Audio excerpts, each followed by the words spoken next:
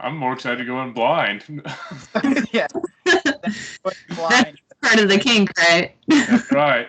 Minor spoilers. One of them involves me. Oh, that's a small moment. Oh, so good. Stretched. Do go on. I just want one with Peter in it too.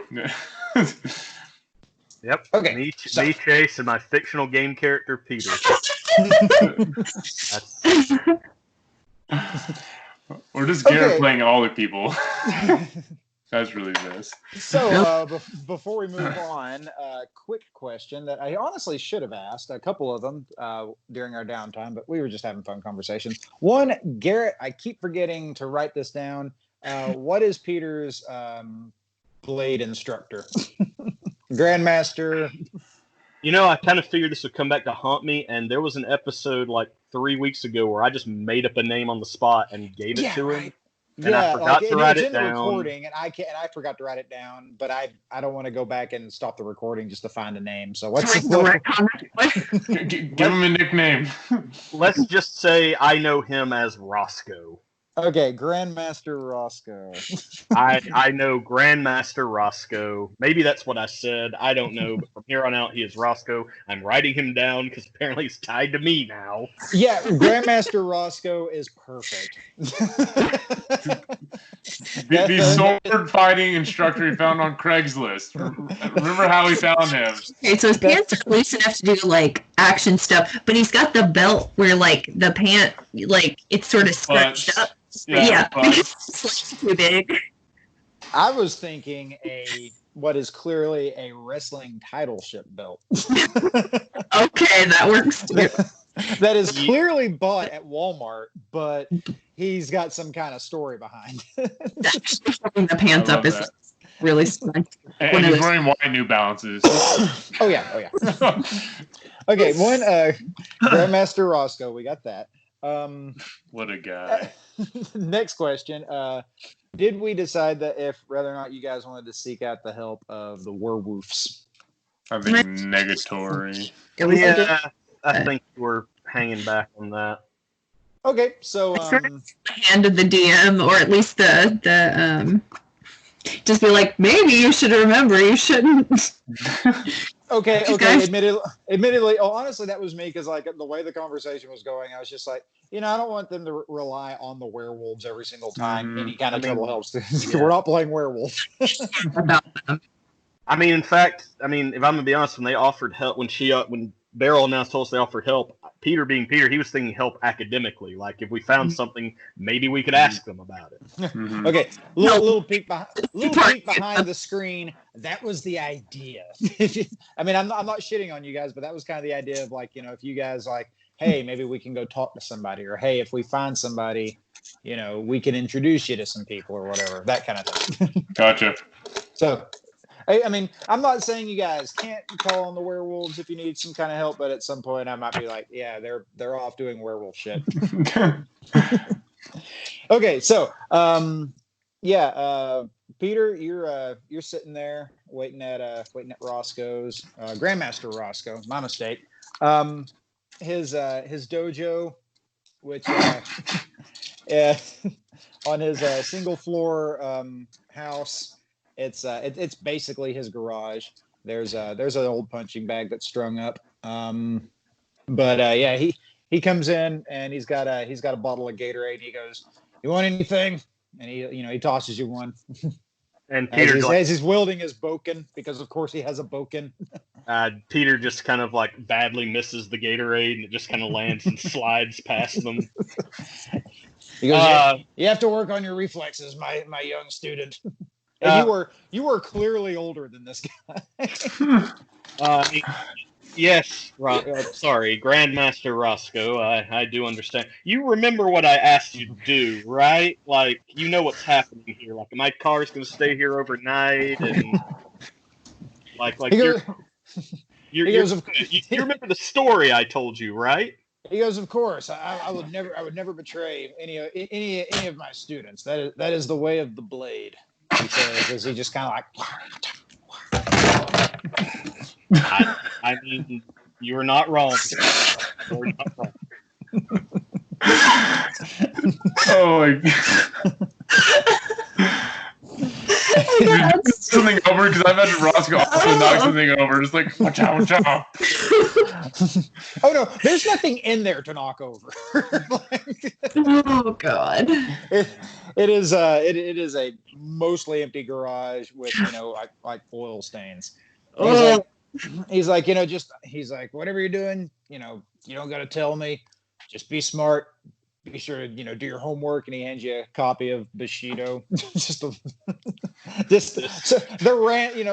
A random book on Bushido that he got at a bookstore for like $5. Oh, well, thank you, sir. I believe I'll be able to dig into this much easier than that first season of Rurouni Kenshin you gave me.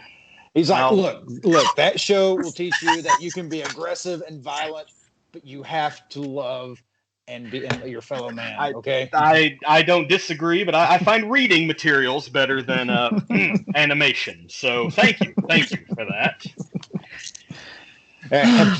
At one point, you hear the sound of car wheels on gravel, and you look out, and you see an old pickup truck with Jeb and his dad in there, and yeah, Jeb's already kind of scooching kind of closer to his dad because it's a 2-seater, but bench seat.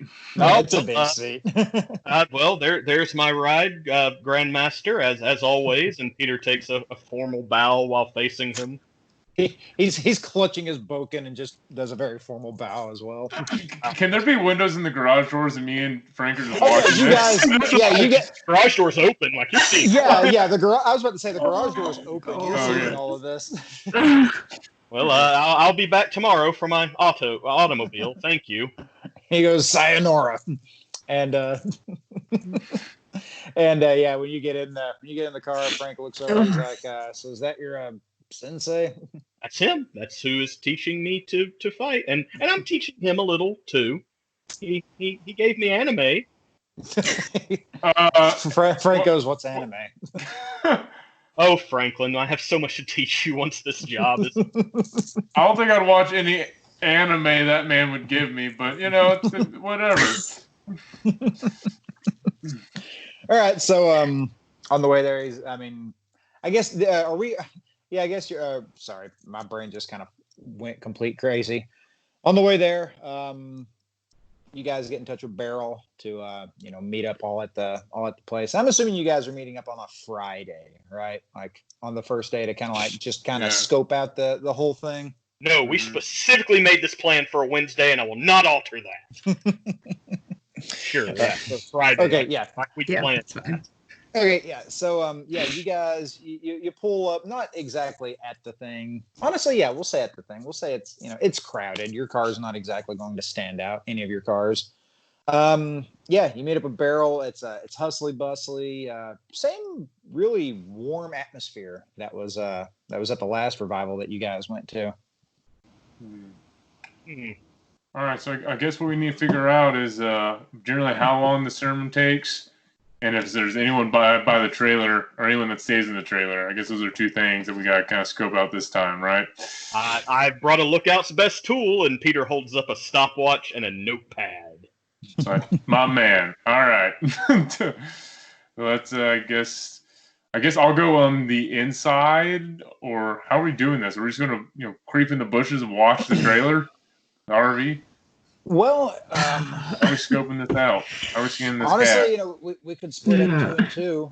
Peter it would probably be best if he was kind of hidden away, since. Oh yeah, yes, definitely. Jeb, I'm thinking me and you, because no offense, Beryl, but you don't really look like you don't really give off the vibe that you really enjoy the whole religion thing. So what I'm thinking, what if you two, found a place out in the woods, watch things, made notes, that kind of thing. And me and Jeb, we just kind of sit in, see if there's anything of note during the sermon. Okay. I brought my binoculars, so I can. I can't believe I forgot those. It's okay. We have at least one pair here we can share. So. All right. Jeb, go ahead. No. And Peter like is holding stopwatch. He's like, and go. All right. So it's going several ways. It's go. No one. Are we synchronizing our watches here? Sorry. I don't even know why I did that. I did. I can tell cool. it's adorable. I've never done anything like this before. Well, stay calm. This could go kind of bad, but I don't think so. It's just going to be a normal lookout thing. So me and Frank will go ahead. Me and Dad will go ahead and go in the tent. Jeff brought a Bible to write annotations in the margins. Very clever. A little Bible, and it's definitely like one that has like a little like cover on it, like a little leather bound cover. The margins are like 4/5 of the book. The Bible is actually like this thick. Yeah. But, oh God. All right, Beryl to the woods, and Peter like kind of jogs off. Okay, I'm just gonna walk regular. Be careful, Peter. As they walk off, Frank, he's looking at you, Jim. He goes, "Yeah, honestly, I think the two of us will probably not stand out nearly as much as those two." Yep. Considering he's got the samurai sword still on his back, I'd say so. Yeah. All right, Dad. Let's get in there. Okay, yeah, and the good news about you and Frank going in is that again, it's quite a few out of towners, more than you recognize from the last time, but it's still a lot of locals. A lot of people recognize the both of you. I mean, you're not exactly local celebrities, but you're the big heart. Yeah. Frank has quite the posterior for his age, what can I say? But no, I mean, you both run like the hardware store in town. Mm-hmm. Mostly friendly. You don't really get like a really super awesome seat when everything gets in. It's more or less the same though as last time. You got what I'm basically just going to call the warm-up act. A couple of really young people. You do notice that Jamil, the black guy from before, he gets up, and he's one of the warm-up acts essentially. A lot less fire and brimstone-y as the others. You notice that he's most of his stuff is more of a message of peace, of love, that kind of thing. If you want to make any kind of rolls, if you want to see anything, if you notice anything in particular, you're welcome to. But it's going to be your call on what you're looking for. I want to try to look at the other followers while Jamil's doing his peace, love, and prosperity and joy, to see like kind of their reactions. You kind of get a read on them. Okay, we will say wits and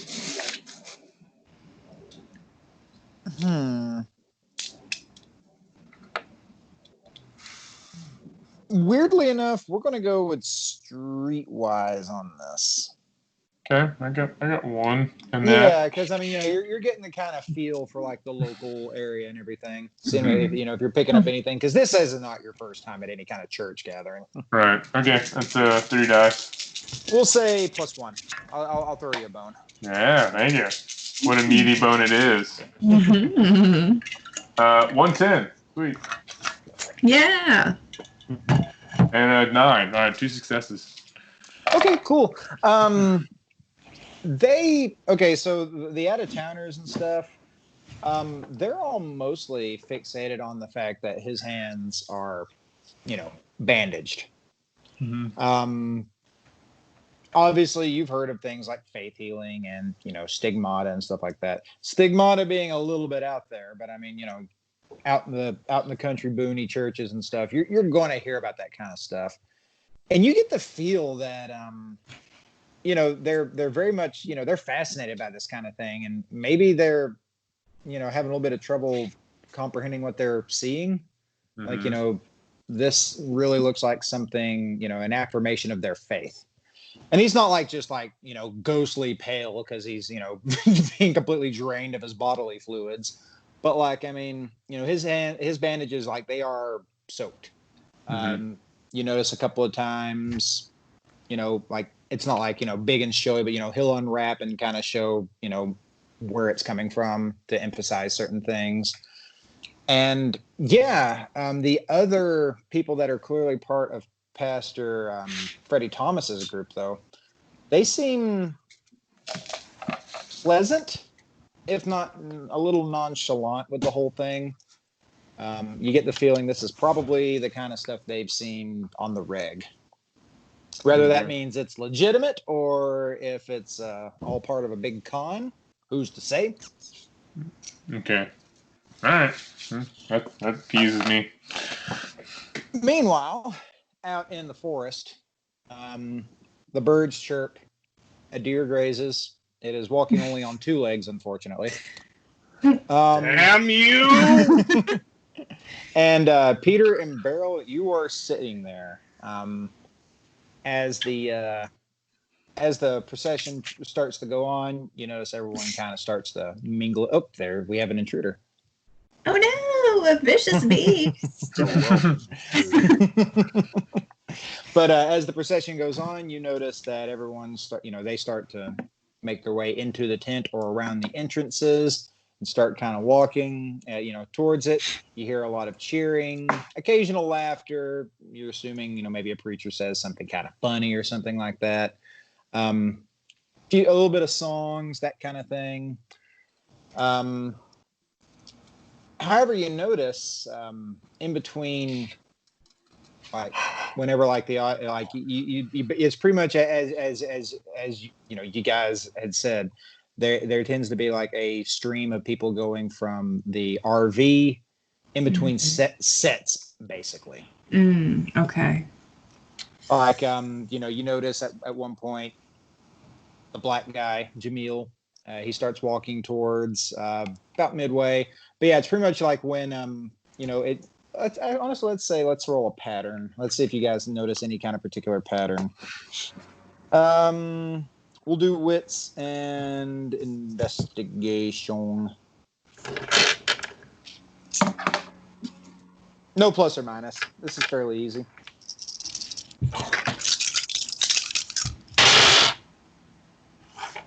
Oh damn! I just got 4. Nope, that's 10 on a. Never mind. No, okay, so I got 3. No, still. 3. It's not bad. Here. Shit. Okay. Okay, so one of the things you notice pattern. is there you see beyond the pale. You see patterns upon patterns.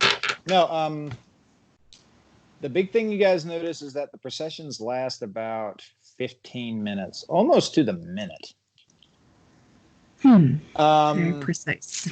Yeah, very precise, almost to the minute, at which point somebody starts walking from the RV at almost 14 minutes.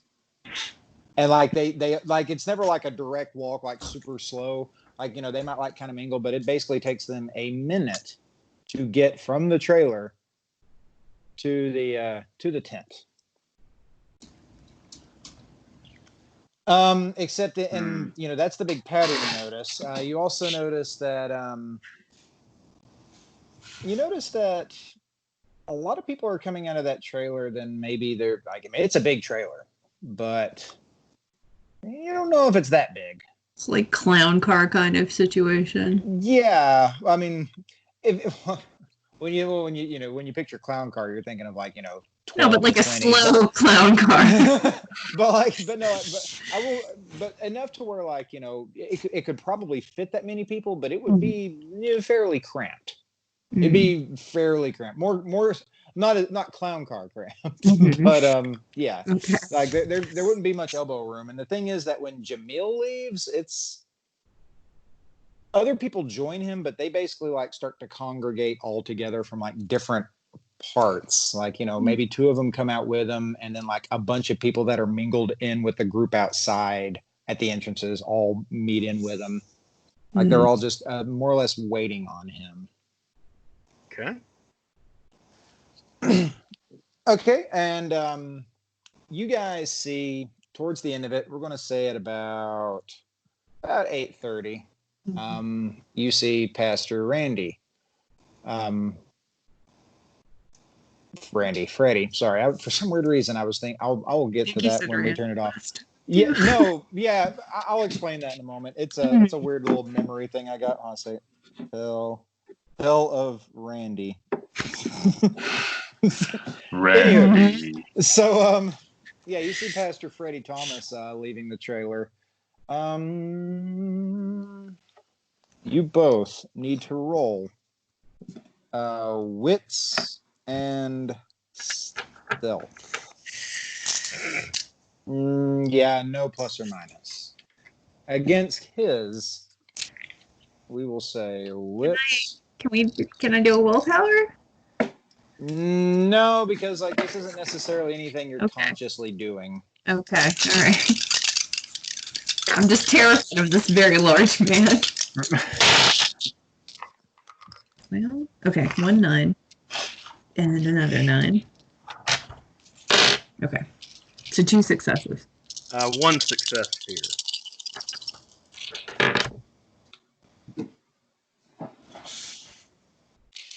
Okay. Peter made the wrong bird calls. It was supposed to be. So, you guys, you see him leave the trailer. He pauses for a second and for just like a brief but noticeable second and continues to walk on. Like, just like brief. It's like, you don't know, like that was a clear stop in his step, followed by just continuing further on at the same exact cadence that he was walking initially.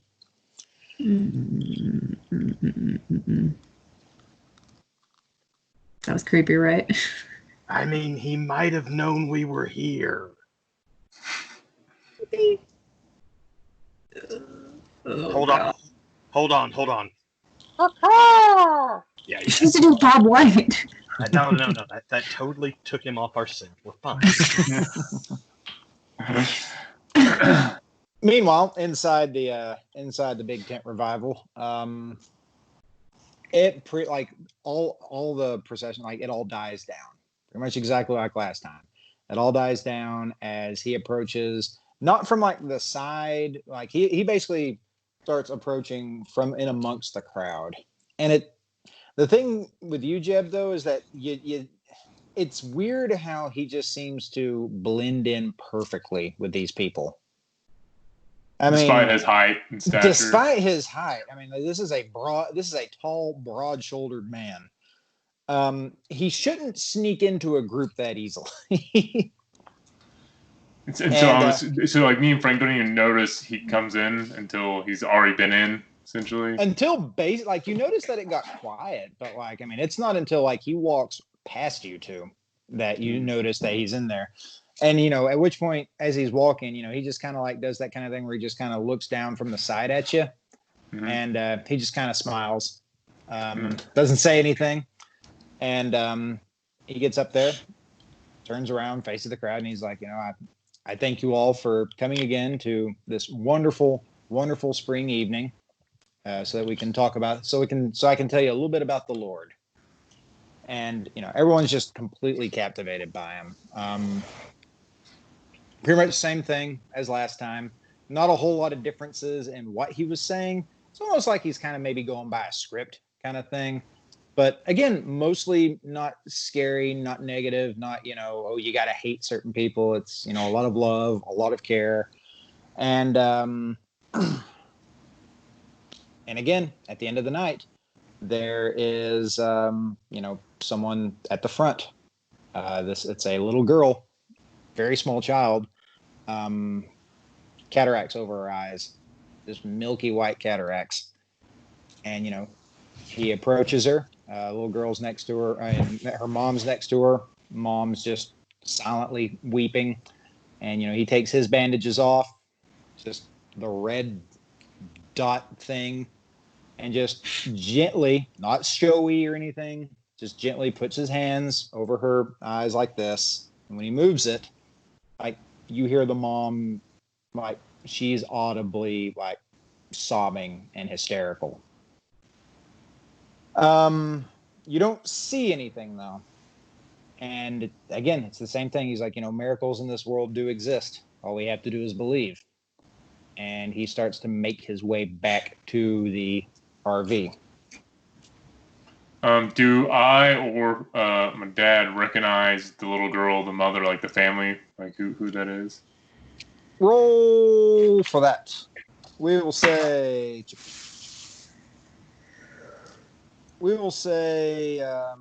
Socialize and Yeah, I'm trying to figure out. Yeah, we'll go with socialize, and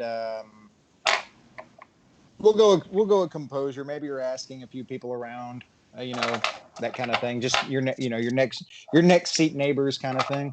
Good deal. I got a lot of composure. I'm good with that. Okay. I got so much composure. I'm so composed right now. I think that's 3 successes with 1 being a 10. Oh, that's not bad. No, 3. Okay, so you ask a few people, to your left and to your right, and at which point, that they say, that is what's a good random name? We'll say Melissa Carthage. Yeah, that's Melissa Carthage. She's about your age. You find out. At which point that kind of triggers a little bit of a memory. It's someone you went to school with back in the day. Not really like a popular girl, but not like an unpopular girl. Just kind of like one of the girls that was just kind of there. She never really left. She got pregnant a couple of years ago. At which point you remember that the kid was born blind. But as you see now, the kid, this is like a little baby. Maybe no older than 2, maybe no older than toddler. But yeah, the kid's just looking around, perfectly seeing, kind of confused looking, being able to see is not something this kid has, done before. Mm-hmm. Oh, that's sweet. Yeah. If you've ever seen those videos of a kid that was born with really fucking bad vision and they put glasses on it for the first time. Yeah. It's basically that. Yeah. Okay. So outside, what our 2 scouts are observing, you see Pastor Freddie Thomas. Pretty much the moment he breaks with the crowd, his step increases. It increases a lot. Almost running to the trailer. At which point, he goes in, and almost instantly, stepping out of the trailer is the large, heavyset girl that was part of the procession last time. And she, not even really missing a beat, just starts calmly walking into the woods. I'll make this roll because it could be roughly in the direction of the Skunk Ape temple.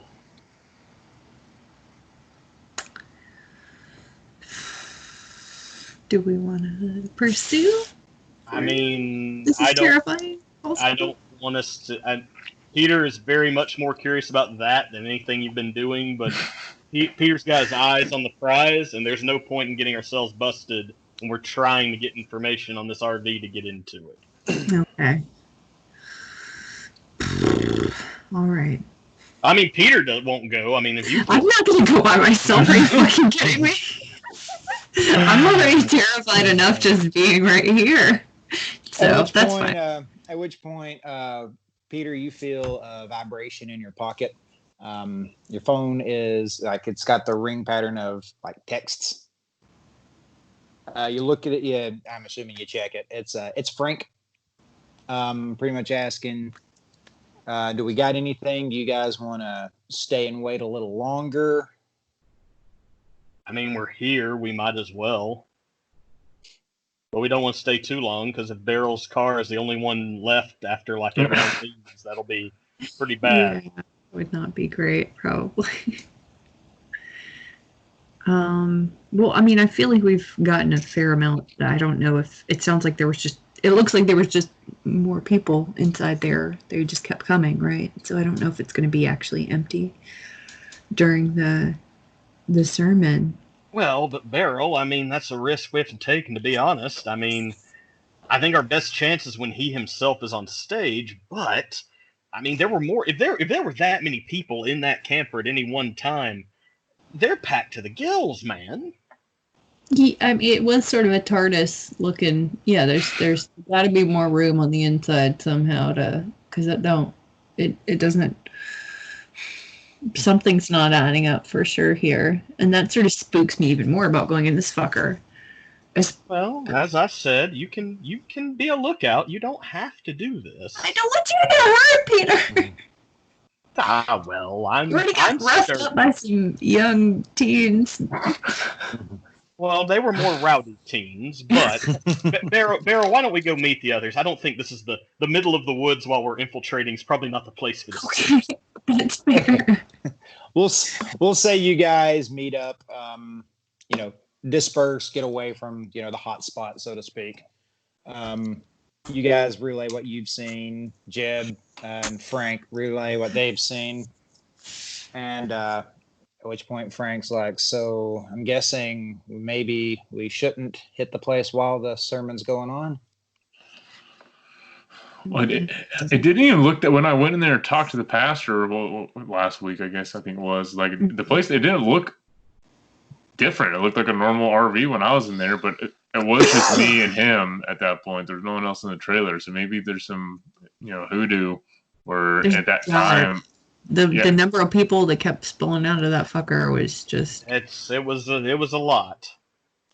What if we hit it earlier in the day?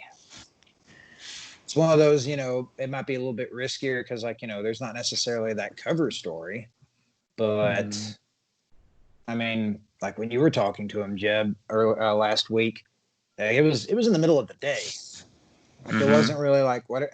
Maybe they got maybe they rehearse or whatever they do. I don't know what they do, but maybe that's what they're doing at that point. It's almost like maybe we should have staked this place out in the day instead of the night. Like we almost wasted an entire night.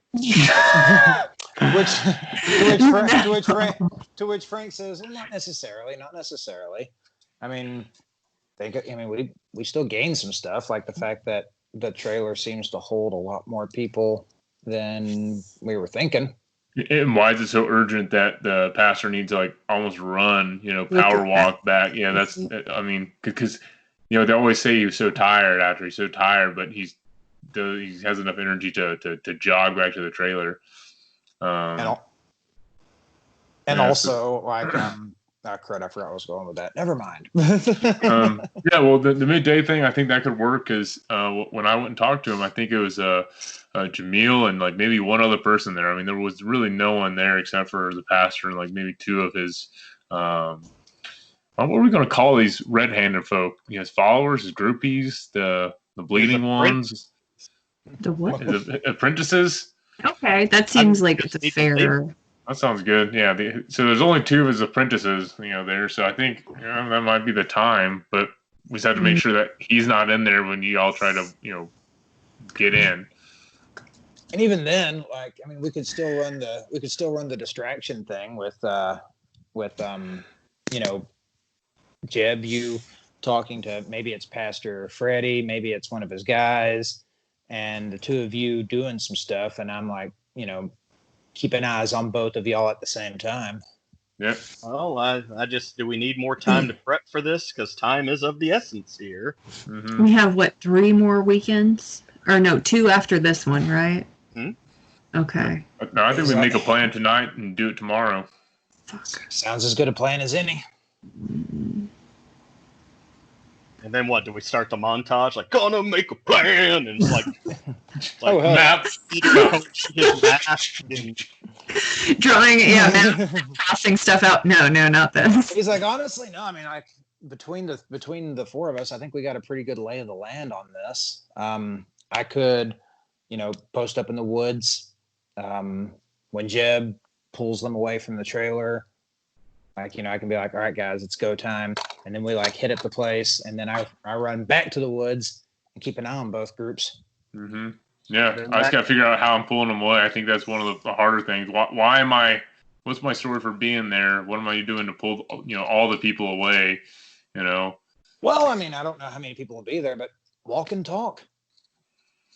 We know you're good at improvisation, Jeff. He's like, yeah, I mean, he goes, yeah, I mean, you could just walk and talk, Jeb. And if you, just ask them about certain things. You said you showed a lot of interest last time. Maybe they could be like, hey, maybe we could get like a guest spot on like the, set up like a little satellite thing at the hardware thing. Get the word out there. Mm-hmm. It's a small town. People post religious stuff up all the time. Yeah, just in their place of business. And he did smile at me, during service. So yeah, maybe we'll go with that then. I'll just try to, go on a walk. Getting fresh air, walking and talking about Jesus is, better than standing in a trailer and talking about Jesus. Enjoying God's creations. Will Jeb walk and talk about Jesus? We'll find after this break.